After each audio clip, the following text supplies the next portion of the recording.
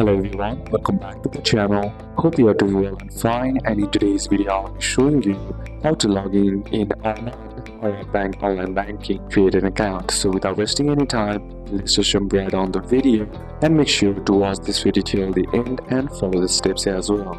In order to log into Oman or your bank online, what you need to do is just simply head over and open up your browser.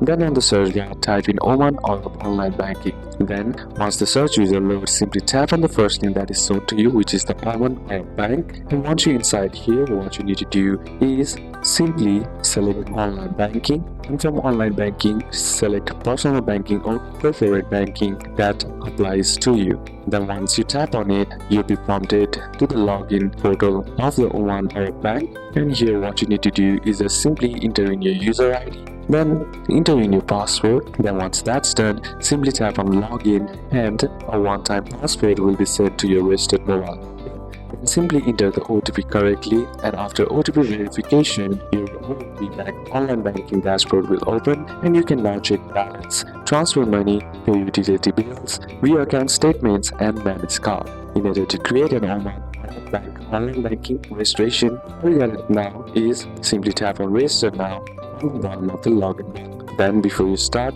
make sure you have your ORB debit or ATM card, your debit card PIN, your civil ID or registered card, and your active registered mobile number. Then once that's done, all you gotta do is enter in your bank account number, then enter in the image code that is generated, and then lastly tap on send OTP. Then once that's done, all you gotta do is enter the OTP sent to the registered mobile number, and once that's done, what you need to do is create your login credentials like your username, password and security questions, and simply confirm the details and submit, and your OAB online banking account is now created. So these are a couple of steps that you can apply, and that's it for today's video guys. Hope this video was useful to you. Leave a like if it did, comment down any questions that you have, and see you soon on the next one.